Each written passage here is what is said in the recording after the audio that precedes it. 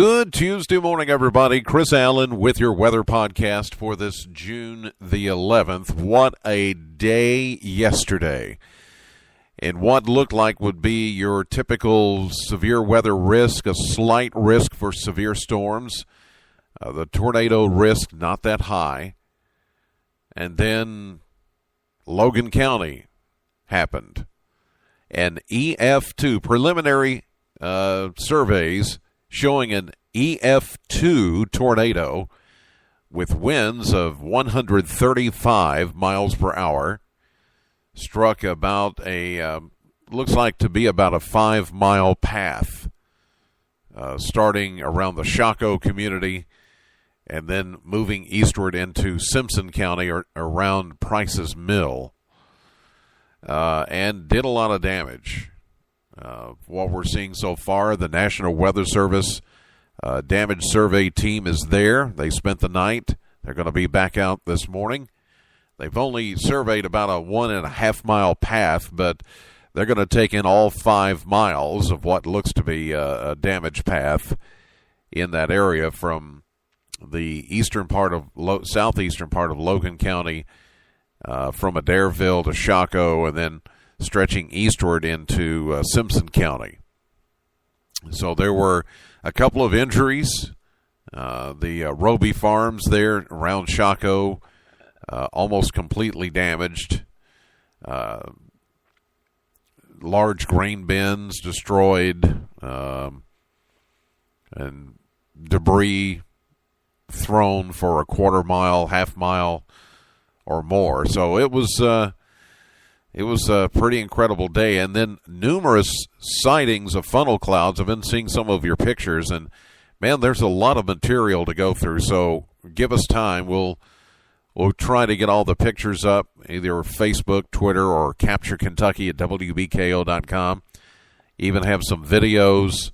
Once we get through all the material, we'll try to get it up and show you what's going on. We're going to wait on the National Weather Service for their final survey that'll come out today. Once they get up this morning and they take a look at some of the rest of the damage, that EF2 could change. Of course, it all depends on the amount of damage and just how extensive this tornado was. So we'll take a look at that. We'll hear from them and give you, pass along that information as soon as it comes in. And, you know, while the tornado threat wasn't all that high yesterday, what happened was we had that second round of rain and thunderstorms that came through, and then the sun came out and just really powered up the atmosphere. It's almost like reloading a gun. And the computer guidance, the models, did not pick up on that. And so we were all just kind of amazed at what took place yesterday afternoon.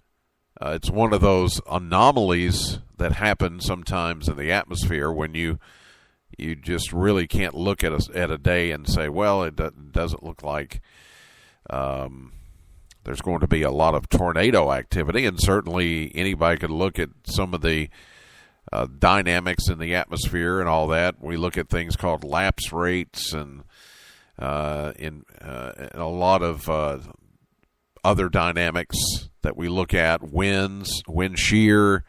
We take a look at the lift in the atmosphere, the CAPE values. CAPE is where we look at the convective ability to produce thunderstorms, the potential energy that's there. And while we saw minimal or marginal readings for that, usually there's something that tips us off that there could be tornadoes. And that indicator was not there yesterday. The indicator was showing it would be a very low threat.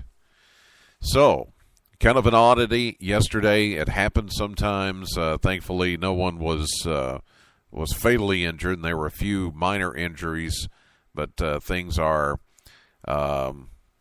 still in question back toward Logan, Simpson counties as to the overall damage. and what ultimately that tornado will be rated. Probably still an EF2, but the damage survey folks will be there, the National Weather Service, to determine that later today. In the meantime, we take a look at the numbers yesterday, and it was a strange day with those waves of rain moving through. 82 was the official high, 85 the average. That's 3 degrees below average. 65 was our low. 1 year ago, we had a high of 80 and a low of 64 back in 2012. And at the airport, they picked up 0.08 of an inch of rain with those scattered showers and thunderstorms that came through. So now we're over 2 inches for the month of June. Today, much quieter, sunny, but warm. This is going to be the beginning of that summer-like pattern we've been talking about the last few days. Around 89 this afternoon, southwest wind at 10. Tonight, partly cloudy, a little muggy during the overnight hours, and a low of 70. And then for Wednesday, partly to mostly sunny, hot, and more humid. And this will be probably the first 90-degree day that we have of the year of 2013. 93 is what we're calling for. There's another little system that's going to come in tomorrow afternoon, tomorrow night, and into Tuesday with another round of showers and thunderstorms. And there is a possibility that we could see more strong to severe storms Wednesday night into Thursday. So that will be watched, of course, for the possibility of more severe weather. Thursday morning, showers, thunderstorms, 40%, and a high of 86.